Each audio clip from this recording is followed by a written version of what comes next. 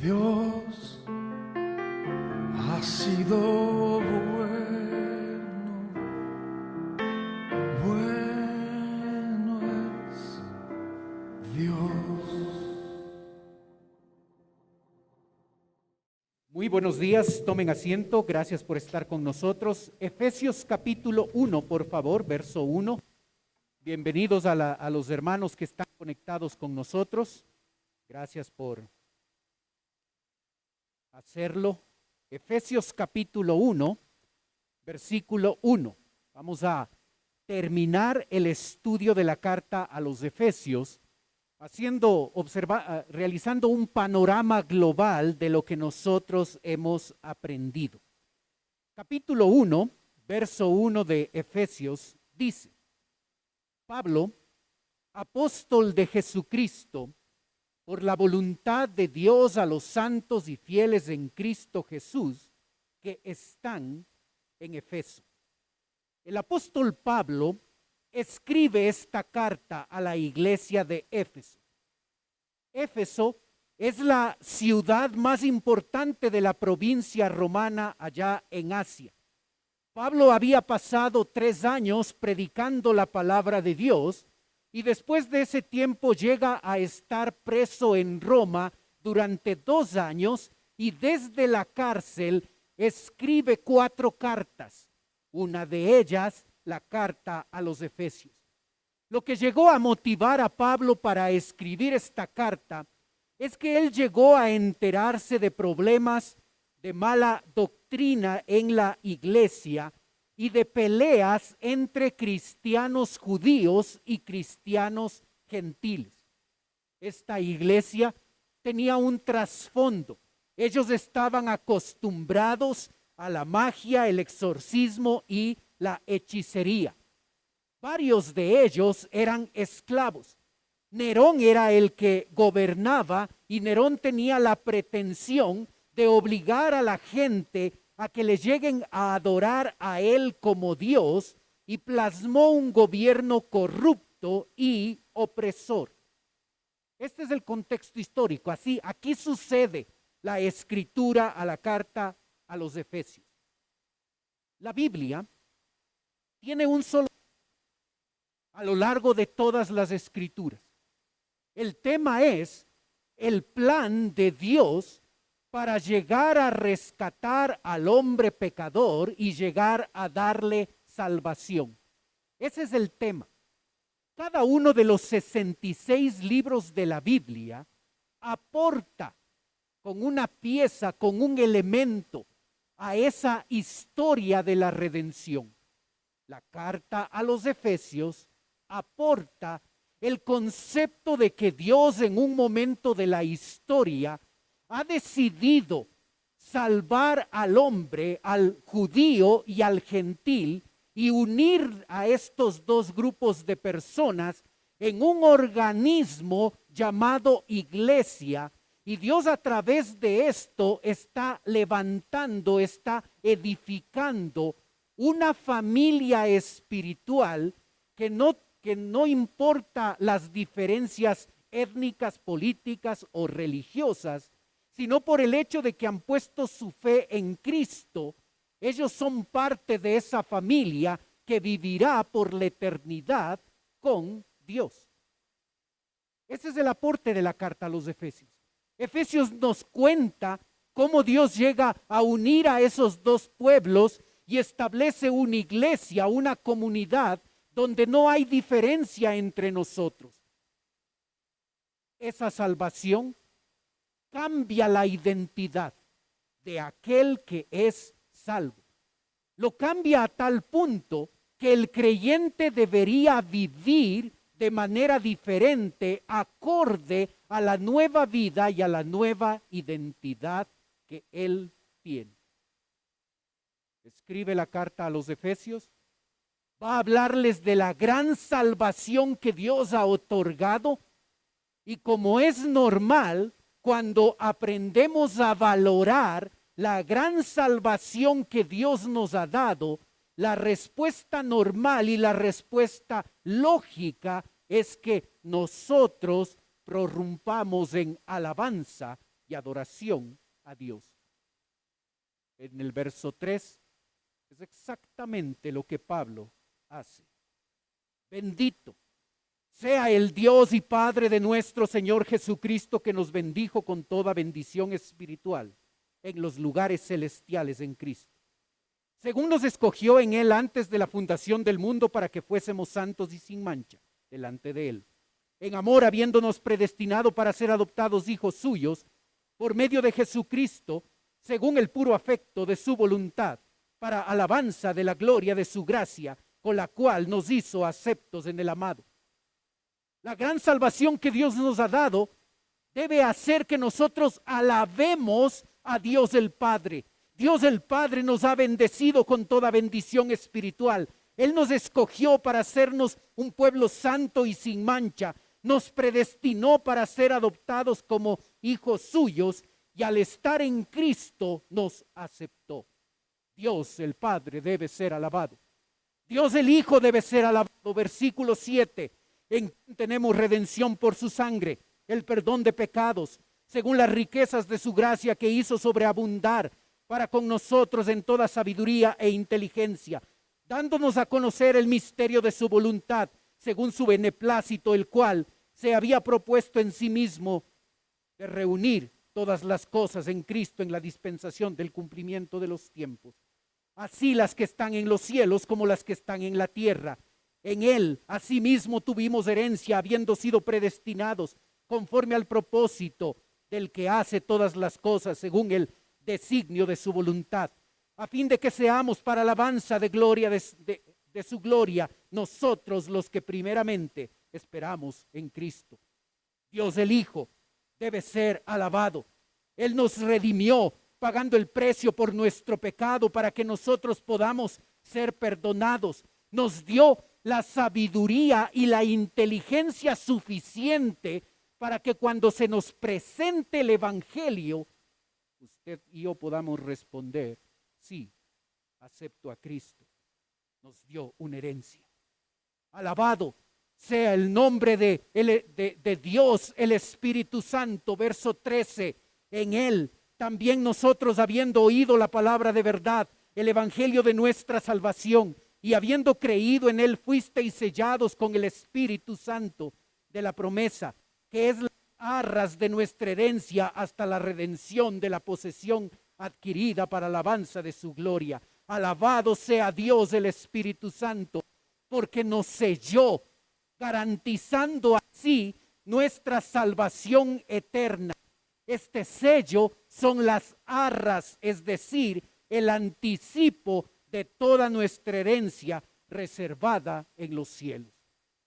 Cuando una persona entiende la grandiosa salvación que Dios nos ha dado y cómo ha transformado nuestra vida, la respuesta normal que debe suceder a esa persona es levantar su voz y alabar a Dios el Padre, alabar a Dios el Hijo, alabar a Dios el Espíritu Santo. El verso 17 nos enseña una tercera verdad. Para que el Dios de nuestro Señor Jesucristo, el Padre de gloria, os dé espíritu de sabiduría y de revelación en el conocimiento de Él. ¿Por qué necesitamos? ¿Por qué Pablo ora pidiendo para los efesios y para nosotros que tengamos espíritu de sabiduría y de revelación en el conocimiento de Él? Porque lo que sucede de manera típica es que nosotros los creyentes lleguemos a no valorar en la dimensión en la que deberíamos hacerlo la gran salvación que Dios nos ha dado. Y por eso necesitamos la ayuda de Dios para que lleguemos en verdad a valorar las grandiosas bendiciones que Dios nos ha dado. En los versículos que hemos leído están expresadas 10 bendiciones que Dios nos ha dado solamente porque nosotros pusimos nuestra fe en Él. El apóstol Pablo está muy interesado en que los creyentes entiendan muy bien El hecho de que ellos vienen de una vida pasada pecaminosa, muertos en Cristo, y que Dios en un momento por su gracia y por su amor y su misericordia nos salvó. Capítulo 2, verso 1. Y Él os dio vida a vosotros cuando estabais muertos en vuestros delitos y pecados, en los cuales anduvisteis en otro tiempo siguiendo la corriente de este mundo conforme al príncipe de la potestad del aire, el espíritu que ahora opera en los hijos de desobediencia, entre los cuales también todos nosotros vivimos en otro tiempo en los deseos de nuestra carne, haciendo la voluntad de la carne y de los pensamientos, y éramos por naturaleza hijos de ira, lo mismo que los demás. Pero Dios, que es rico en misericordia por su gran amor con que nos amó, aun estando nosotros muertos en pecados, nos dio vida juntamente con Cristo. Por gracia sois salvos. Y juntamente con Él nos resucitó, y asimismo nos hizo sentar en lugares celestiales con Cristo Jesús, para mostrar en los siglos venideros las abundantes riquezas de su gracia en su bondad para con nosotros en Cristo Jesús, porque por gracia sois salvos, por medio de la fe, y esto no de vosotros, pues es don de Dios, no por obras para que nadie se gloríe, porque somos hechura suya, creados en Cristo Jesús para buenas obras, las cuales Dios preparó de antemano para que anduviésemos en ellas. Esta grandiosa salvación que nos rescata de una muerte y una bancarrota espiritual donde nos encontramos esclavizados y controlados por el pecado y somos merecedores de la ira de Dios. Dios, quien es rico en misericordia, nos da vida, nos resucita, nos sienta en lugares celestiales, nos salva, no para que tengamos solamente un ticket para ir al cielo, nos salva para buenas obras. El creyente que entiende la grandiosa salvación que ha obtenido en Dios, se compromete a vivir una vida distinta, ejemplar, a la altura de la identidad que tiene en Cristo.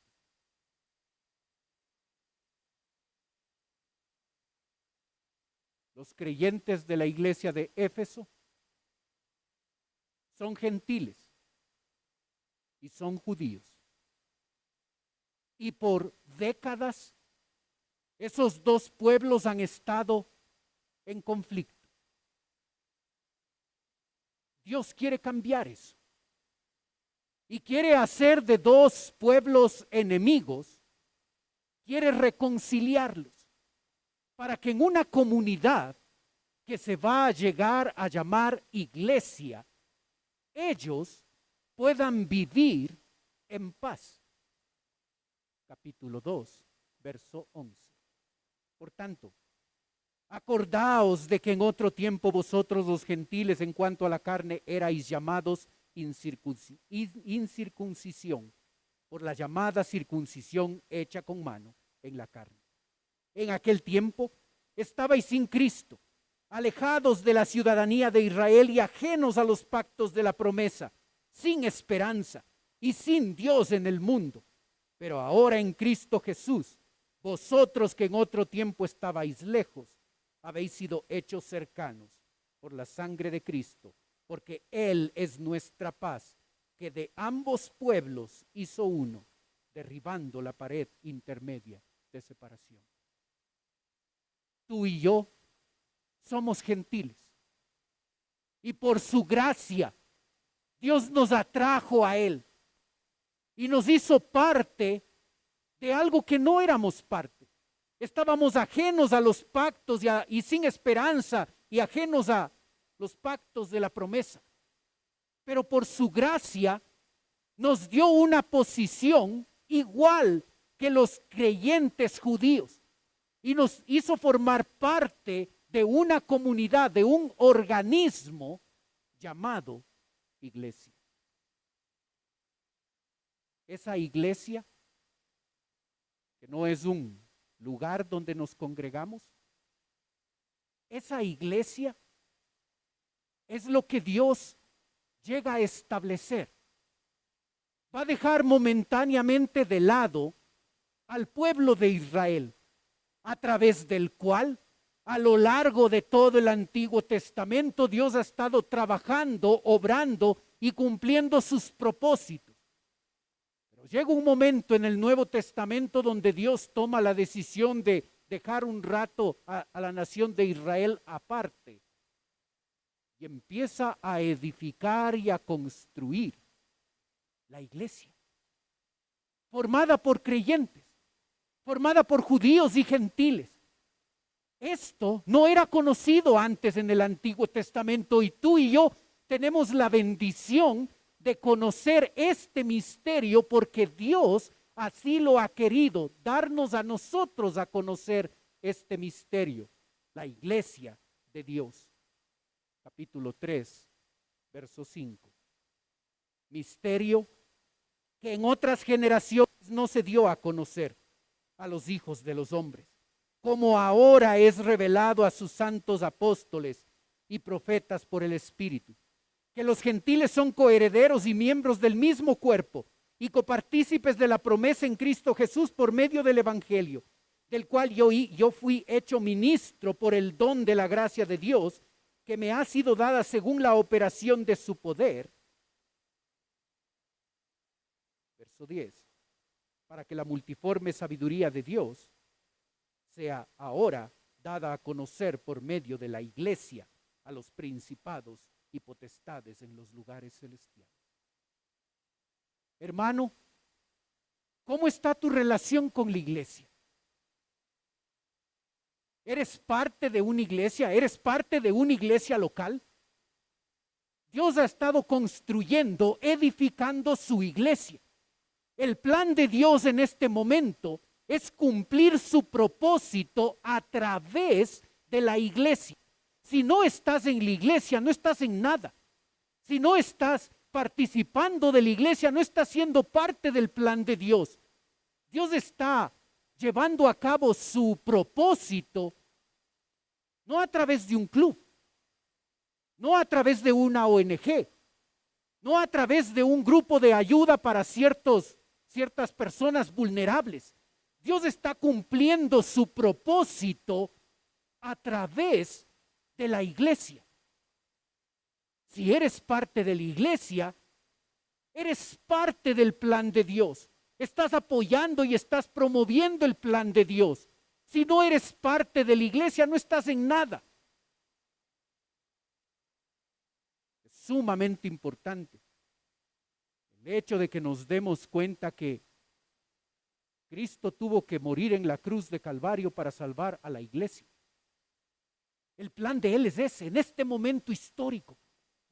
Y tú y yo necesitamos estar conectados con la iglesia para así estar contribuyendo y aportando al plan que Dios tiene.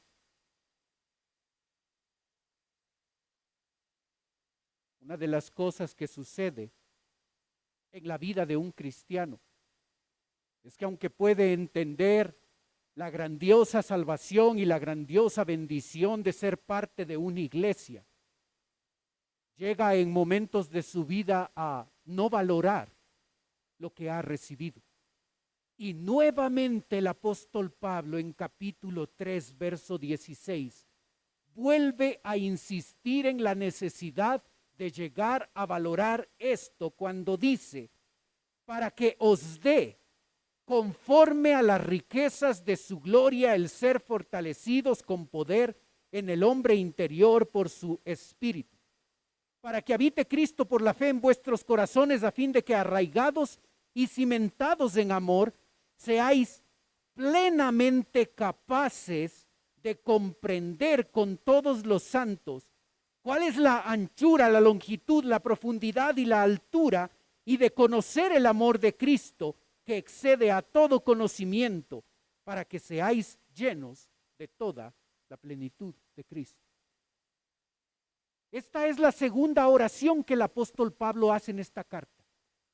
Y en esta segunda oración, él pide que nosotros seamos plenamente capaces de comprender la grandeza y la magnitud que el amor de Dios tiene para nosotros.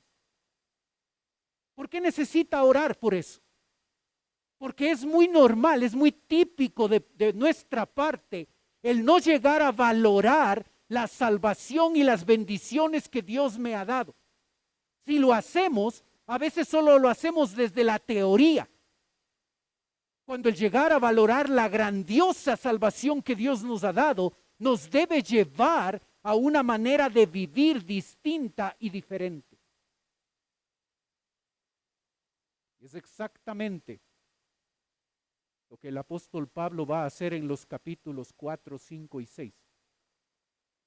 Nos va a mostrar que una persona que entiende la grandiosa salvación que ha recibido, que llega a entender la bendición de haber recibido todo esto de parte de Dios, llega a alabar a Dios, pero llega también a vivir de manera diferente. Y desde capítulo 4 hasta el final del capítulo 6, el apóstol Pablo nos va a decir 8 áreas en las que tú y yo deberíamos vivir de manera distinta. Si tú y yo no estamos viviendo de esta forma, aunque digamos de labios para afuera que valoramos la bendición de Dios y la salvación de Dios, no lo estamos haciendo. Aquel creyente que vive de esta forma es aquel que ha entendido que de manera inmerecida ha sido bendecido por Dios. El creyente que valora su salvación, número 1, vive en unidad. Capítulo 4, verso 1. Yo pues preso en el Señor os ruego que andéis como es digno de la vocación con que fuisteis llamados, con toda humildad y mansedumbre, soportándoos con paciencia los unos a los otros en amor, solícitos en guardar la unidad del Espíritu, en el vínculo de la paz. Un cuerpo, un espíritu, como fuisteis también llamados en una misma esperanza de vuestra vocación. Un Señor, una fe, un bautismo, un Dios y Padre de todos, el cual es sobre todos y por todos y en todos. 7 cosas espirituales que nos une, que todo creyente tiene, y que por ese motivo nosotros deberíamos soportarnos, ser humildes y ser pacientes en nuestro trato con otros. Hermano, si vivimos en chismes, en críticas, sembrando dudas, propagando rumores, manteniendo un espíritu no perdonador, no hemos entendido por qué Cristo nos salvó. Nos salvó para vivir en unidad. Y a pesar de nuestras diferencias, lo que tenemos en común, estas 7 cosas que tenemos en común, son más grandes y son más significativas que nos debería empujar a vivir en unidad. ¿Vives en unidad? ¿Promueves chismes? ¿Promueves críticas? ¿Rumores? ¿Guardas resentimiento en tu corazón hacia alguien? No has entendido la grandiosa salvación que Dios nos ha dado. Porque cuando tú y yo entendemos eso, ponemos de parte para vivir en unidad. ¿No te parece significativo que la primera cosa que el apóstol Pablo menciona para saber si tú y yo valoramos nuestra salvación es nuestra relación interpersonal? En el trato que tenemos entre nosotros, se ve, se nota si nosotros hemos entendido nuestra nueva identidad en Cristo, la grandiosa salvación que se nos ha otorgado. Hay una segunda área que aquel que valora su salvación como debe hacerlo, debe vivir. Versículo 7, debe vivir sirviendo. Dice, pero a cada uno de nosotros fue dada la gracia conforme a la medida del don de Cristo. Tú no estás excluido. A cada uno. Si tú eres creyente, tú has recibido un don espiritual que Dios te ha dado para que le sirvas en la iglesia. Si lees todo el capítulo, como lo hicimos cuando estudiamos este pasaje, vamos a darnos cuenta que esto está en el marco de la iglesia. Pastor, yo estoy utilizando mi don allá afuera y está muy bien. Pero los dones espirituales se nos ha dado para que los utilicemos en la iglesia. ¿Estás conectado en un ministerio de la iglesia? ¿Formas parte de un ministerio de la iglesia? ¿Por qué en estos 2 años de pandemia la asistencia al ministerio de mujeres ha decrecido? ¿Por qué la asistencia a la reunión de caballeros es menos? ¿Por qué la asistencia a la reunión de jóvenes es menos? ¿Por qué hay menos personas que estudian en instituto de nuestra iglesia? No has entendido el valor de tu salvación, hermano. No has entendido.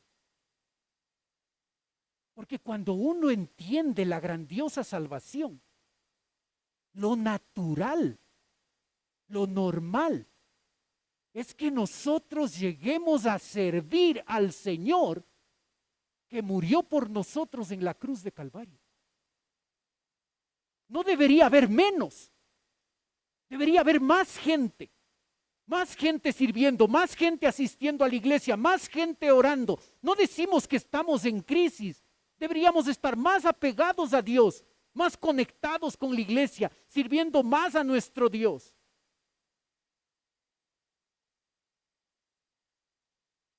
Un creyente que entiende la grandiosa salvación que ha recibido, le sirve a Dios. No porque le obligan, sino porque es agradecido con el sacrificio de Cristo. Un creyente que entiende la grandiosa salvación que ha recibido, vive en santidad. Capítulo 4, verso 31. Quítese de vosotros toda amargura, enojo, ira, gritería y maledicencia, y toda malicia. Antes sed benignos unos con otros, misericordiosos, perdonándoos unos a otros, como Dios también nos perdonó a vosotros en Cristo. Si lees el capítulo completo, te vas a dar cuenta que el apóstol Pablo está dando una lista de cosas en las que tú y yo deberíamos vivir de manera distinta, donde se debería notar la vida de santidad. Una persona que vive en santidad no solo saca de su vida esos pecados grandes y horribles, sino que saca otros pecados que a veces no son considerados muy importantes. La amargura, el enojo, la ira, la gritería, la maledicencia, la malicia, la falta de perdón. ¿Vives en santidad? Un creyente que vive en santidad es un creyente que entiende la inmerecida salvación que ha recibido. Número 4, capítulo 5, verso 1 y 2. Un creyente que entiende la grandiosa salvación se caracteriza por ser un creyente que integra a su vida 2 cualidades: amor y luz. Capítulo 5, verso 1. Sed pues imitadores de Dios, como hijos amados, y andad en amor, como también Cristo nos amó y se entregó a sí mismo por nosotros, ofrenda y sacrificio a Dios en olor fragante. Porque, verso 8, Porque en otro tiempo erais tinieblas, mas ahora sois luz en el Señor. Andad como hijos de luz. Andad en amor, andad como hijos de luz. Una característica, algo que debe notarse cuando otro nos ve, debe decir, esta persona se caracteriza por ser una persona que ama. Pero también por ser una persona que anda en luz, que no anda en tinieblas, que no anda coqueteando con el pecado, que no anda involucrándose en actividades pecaminosas.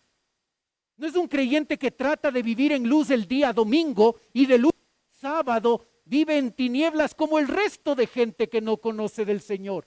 Un creyente que entiende la salvación que ha recibido, se compromete a que va a ser conocido porque es una persona que ama y una persona que vive en luz, se aleja de las tinieblas.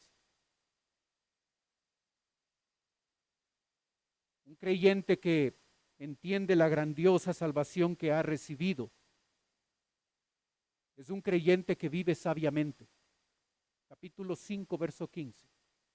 Mirad, pues con diligencia cómo andéis, no como necios, sino como sabios, aprovechando bien el tiempo, porque los días son malos. Por tanto, no seáis insensatos, sino entendidos de cuál sea la voluntad del Señor. No os embriaguéis con vino, en lo cual hay disolución, antes bien sed llenos del Espíritu, hablando entre vosotros con salmos, himnos y cánticos espirituales, cantando y alabando al Señor en vuestros corazones, dando siempre gracias por todo al Dios y Padre en el nombre de nuestro Señor Jesucristo. Someteos unos a otros en el temor de Dios. ¿Qué es vivir sabiamente? Vivir sabiamente es alabar a Dios. Vivir sabiamente es estar agradecido por todo, aún por las cosas difíciles de la vida. Vivir sabiamente es someterse a la autoridad. Eso es vivir sabiamente. Este sometimiento a la autoridad, desde el capítulo 5, va a ser ampliado por el apóstol Pablo para mostrarnos que ese sometimiento a la autoridad debe verse en nuestro hogar y debe verse en nuestro trabajo. A la esposa se le manda a someterse a su esposo en todo, aun si su esposo es no cristiano.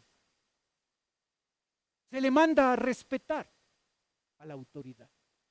Al esposo que tiene una posición de autoridad, se le manda a no abusar de esa posición de autoridad y amar a su esposa como Cristo ama a la iglesia. Hijos, a los hijos se les manda a respetar la autoridad de papá y mamá. Se les manda a obedecerles a ellos. Y ese sometimiento se expresa a través de respeto y a través de obediencia a las reglas que los padres establecen. Los padres están en una posición de autoridad y ellos no deben llegar a abusar de su posición y más bien deben criarlos no a su manera, deben criarlos en disciplina y amonestación del Señor. Los empleados deben someterse a la autoridad de sus jefes. Y aun cuando no son vistos, deben trabajar como si su jefe fuera Cristo. Los empleados, los jefes que tienen una posición de autoridad, no deben abusar de esa posición de autoridad y deben tratar de manera adecuada a sus empleados, dejando las amenazas. Hermano, en nuestro vivir diario, ¿se nota una diferencia? en nuestra casa y en nuestro trabajo? ¿Se nota? ¿O somos rebeldes? A mí nadie me manda. No me manda este viejo, no me manda mi papá, no me manda mi mamá. A mí no me manda nadie. Es mi vida, yo hago lo que yo quiero. Si esa es tu realidad creyente, no has entendido la grandiosa salvación que has recibido, que debe empujarte a someterte a la autoridad.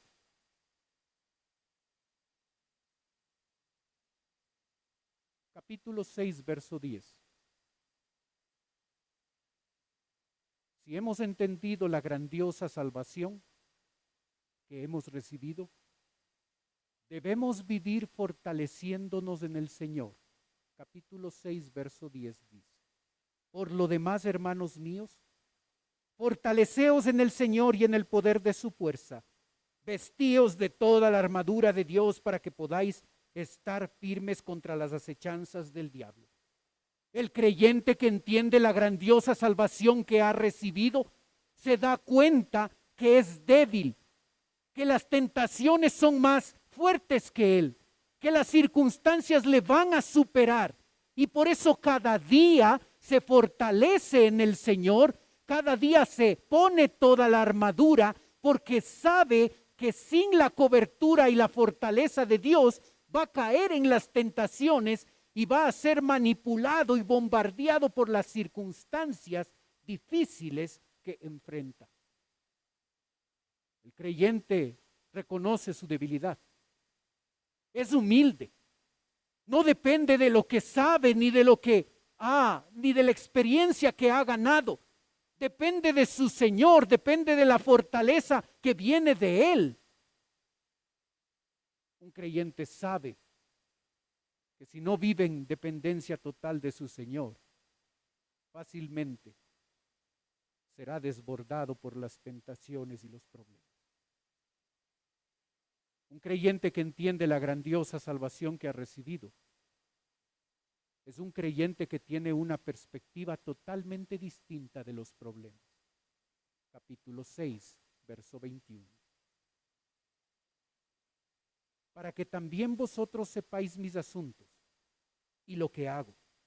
Todos lo hará saber Tico, hermano amado y fiel ministro en el Señor, el cual envié a vosotros para esto mismo, para que sepáis lo tocante a nosotros y que consuele vuestros corazones, pase a los hermanos y amor con fe de Dios Padre y del Señor Jesucristo. La gracia sea con todos los que aman a nuestro Señor Jesucristo con amor inalterable. Amén. Pablo escribe desde una prisión allá en Roma. Y en vez de pedir que le ayuden, en vez de hablar de la gran necesidad que él tiene y de las grandes limitaciones que él tiene estando en una horrible cárcel por 2 años, él consuela a los creyentes que están en la iglesia de Éfeso. ¿Qué perspectiva tienes tú de tus problemas? ¿Cómo estás hablando hoy de tus problemas? Pobre de mí, es que no tengo esto, es que no tengo lo otro. Ay, piensen en mí, ayúdenme, colaboren, hagan esto, hagan lo otro. ¿Observas que Pablo no hace eso? No es que no tiene problemas, los tiene, pero tiene una perspectiva distinta y sabe que Dios está en control y sabe que en la soberanía de Dios, Dios ha visto como algo que debe pasar en la vida de Pablo, la prisión que está experimentando. Y en vez de victimizarse a sí mismo, Pablo consuela a otros que están en problemas. ¿Qué haces con tus problemas? Estás hablando todos los días de los problemas. ¿Qué haces? ¿Estás siendo de bendición para otros que están en problemas. El apóstol Pablo tiene una perspectiva distinta de los problemas. La carta a los Efesios nos ha enseñado que cuando Cristo nos salvó, cambió nuestra identidad. Ahora somos cristianos, somos hijos de Dios. La persona del Espíritu Santo, Dios mismo, vive en nosotros y nos ayuda cada día. Y al ser bendecidos con todo eso, nosotros tenemos una diferente identidad, una nueva.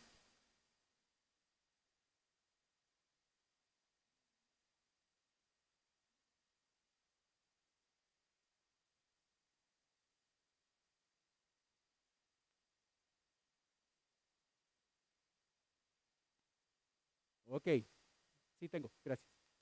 Gracias, Roberto. Una persona que entiende la identidad que tiene en Cristo vive de manera distinta. ¿Tú vives de manera distinta? ¿Tú y yo creyentes estamos viviendo de manera diferente? La carta a los Efesios nos enseña eso. Debemos llegar a vivir a la altura de nuestra nueva posición en Cristo, a la altura de nuestra nueva identidad en Cristo. No podemos vivir como antes vivíamos cuando no conocíamos al Señor. Ahora necesitamos vivir a la altura de nuestra posición. El apóstol Pablo nos muestra que esa debería ser nuestra forma de vivir. El apóstol Pablo, en la prisión en Roma, escribió 4 cartas. Efesios, Filipenses, Colosenses y Filemón. El próximo domingo vamos a empezar a estudiar una segunda carta de la prisión, la más pequeña, Filemón. Tiene 21 versículos, es una hojita nomás en nuestra Biblia. Y para que tú y yo podamos sacar el mayor provecho de ese estudio, el día de hoy en la tarde, en el WhatsApp de la iglesia, te va a estar llegando información de devocionales diarios, desde el día lunes hasta el día sábado. Es algo pequeño para no afectar tus labores personales. Pero si lo haces, te va a ayudar para estar listo y preparado para el día domingo cuando escuches el mensaje. Ya no vas a estar en cero, porque el propósito de ese pequeño devocional es que de lunes a sábado vas a estar familiarizándote con la carta a Filemón para que así el día domingo puedas aprovechar mejor el mensaje de la palabra de Dios. Si no lo hiciste con Efesios o si te quedaste a medias con Efesios, te animo a arrancar desde este día lunes haciendo los devocionales para estar listo y para que el día domingo sea una bendición escuchar el mensaje del Señor, porque vamos a estar preparados con más información. Oremos, por favor. Padre Celestial, queremos agradecerte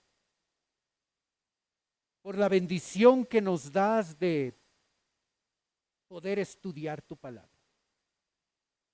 Gracias porque la carta a los Efesios nos muestra a nosotros cómo decidiste formar la iglesia, donde judíos y gentiles iban a ser un solo pueblo, donde las diferencias raciales, culturales, económicas, religiosas no iban a ser importantes.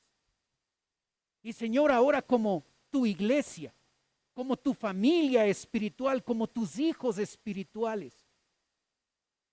Nos has dado una grandiosa salvación. Señor, ayúdanos a valorarla.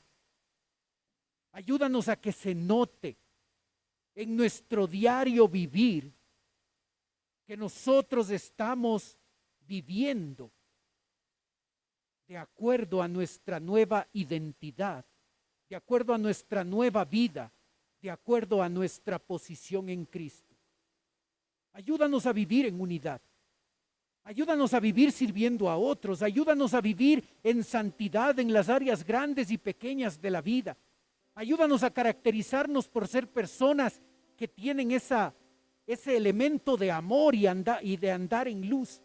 Ayúdanos a vivir en luz, a que se note una diferencia en nuestra familia y en nuestro trabajo, a que nos fortalezcamos cada día en ti y a que tengamos una perspectiva distinta de los problemas, porque tenemos un gran Dios que vive en nosotros y que nos ayuda. Padre, yo ruego que nos ayudes a vivir de acuerdo a la identidad que tenemos en Cristo. Pedimos tu bendición. Mientras usted sigue orando, por favor. Puede ser que esta mañana nos está visitando alguien por primera vez. Y si ese es tu caso, y tú quieres permitirme orar por ti, puedes levantar tu mano un momento. Y con eso me estás diciendo, pastor, vengo por primera vez, ore por mí. ¿Hay alguien así esta mañana? Veo tu mano, gracias. Veo su mano también, gracias. ¿Alguien más por primera vez con nosotros? A las dos personas que levantaron su mano, en un momento voy a orar, como te dije. Quiero ofrecerte algo más, totalmente voluntario. Por favor, no te sientas presionado, no te sientas presionada. No es ese el propósito. Si tú deseas, puedes tomar tus cosas y puedes pasar a la parte de abajo donde estoy yo. Si lo haces, una persona de nuestra iglesia se va a acercar, te va a llevar a la oficina de la iglesia y con todo el cuidado va a hablar contigo. Así es que si quieres darnos el privilegio no solo de orar por ti, sino de conversar un momento contigo, ven con toda confianza. Los demás tienen sus ojos cerrados para que no te dé recelo de pasar. Si quieres pasar, ven, gracias por ser el primero. Padre Celestial, gracias por las personas que nos visitan. Tú conoces sus vidas, Señor. Y yo te ruego de manera especial que si todavía no te conocen como Salvador personal, hoy que van a estar escuchando el Evangelio, que hoy sea el día de salvación para ellos, Señor. Ayúdanos a nosotros, tus hijos, que ya te conocemos, a vivir a la altura de nuestra posición en Cristo. Pedimos tu bendición. Oramos en el nombre de Cristo Jesús. Amén. Dios ha sido bueno.